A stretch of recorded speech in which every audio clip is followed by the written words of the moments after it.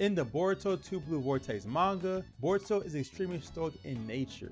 After the 3-year time skip, Boruto finally returned to Konoha Village to fight Code's 10-tailed monsters with Sasuke's sword. He stands with his sheathed sword, quickly strikes, and returns his sword into his scabbard. What is this technique he's using? In this video, I shall cover the real-life inspiration behind Boruto's sword technique, Yaidutsu, and the interesting mythology behind his newer Sengon, the Uzuhiko Rasengan. And as usual, give me a like as it boosts my channel, and if you want to watch the Boruto or Naruto anime for free, sign up for a 30-day free trial at Amazon Prime in the description section. Now let's begin. Boruto's new fighting style. Boruto is using a real-life sword technique called Yaidutsu, a sword technique utilized during combat that's meant to counterattack the opponent.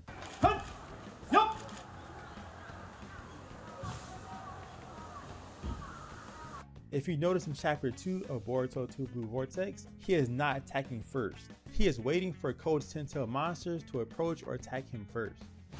History of Yaidutsu.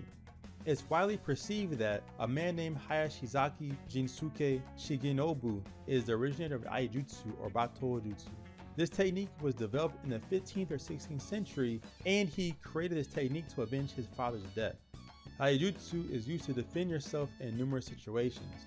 You draw your blade as quickly and efficiently as possible, cutting your opponent, then wiping the blood from your sword. And then eventually, you put your sword back into the sheath or scabbard. Interestingly enough, in Yaidutsu, wiping the blood off of a blade looks cool and is called shiburi. This cool gesture is seen in video games and in anime. We haven't seen Boruto wipe the blood off his sword yet, but we might see it eventually. Once again, I must mention that Yaidutsu gives the martial artist a chance to parry or to counterattack their opponent, allowing the swordsman to quickly deal with threats by drawing one's sword swiftly and efficiently. In Boruto's case, he is able to swiftly defeat Code's 10-tailed monsters with a few slashes of his sword, all ending with him sheathing his blade. In actual history, this sword technique Yaidutsu became so popular based on the change of laws in the Japanese Edo period, as people were no longer able to have their sword out of their scabbard, since the Edo period was known as a time of peace. So that's the reason why Boruto constantly sheaths his sword after he strikes. He is using Yaidutsu as his style of combat. But interestingly enough, this technique is seen in anime such as Fire Force, when the author uses the same technique to sense and strike his opponent.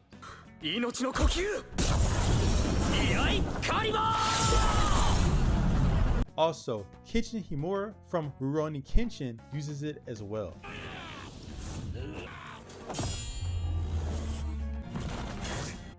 Mythology behind Uzuhiko Rasengan. Boruto's newer Sengon is called Uzuhiko Rasengan, and interestingly enough, is based on real mythology and folklore from Japan. In Japanese mythology, Uzuhiko refers to the god Shinatsu Suhiko, which is a god of wind, also known as Fujin in mythology, one of the eldest gods in Shintoism, the most popular religion in Japan. This makes a lot of sense because there's a fierce wind element attributed to his new Sengon, as the air around him is moving profusely. This is interesting because in Japanese folklore, Fujin has a brother named Raijin, who is the god of thunder.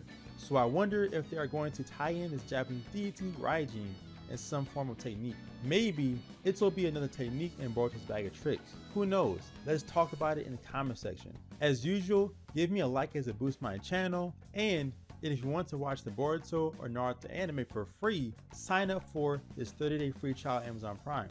For more content, watch this Naruto or Boruto playlist right here. This is June signing out, and peace.